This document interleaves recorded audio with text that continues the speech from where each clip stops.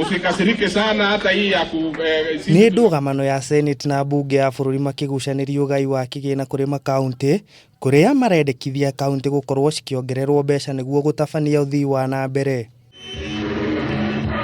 Matongoretio ni munini wa speaker wa Senate Kithure Kindiki, Senate ni yendekithitie ciringi bilioni 335 kuri makaunti, makiuga kaunti ni ciagĩrĩirwo kugairwo kigina kiria kiagĩrĩire na ungumania ndwagĩrĩirwo kuhuthika ta gĩtũmi gĩa kwaga kugaya kigina. Tumesema hivi, ile pesa ambayo Commission for Revenue Allocation ilisema ipewe counties ambayo ni bilioni 335, lazima hiyo pesa ipatikane, county zetu zipate pesa, na sisi kama senators atubanduki hapo, atuachili. Senator wa Naikuru Susan Kihika augete ati ni marahinyiriria mbeca gukorwo ikiongererwo kuri thirikari cia county na ciagĩrĩirwo kuhuthika na njira njega niguo Wanjiku akorwo akigunika na njira nene. Pesa ya counties lazima iongezewe.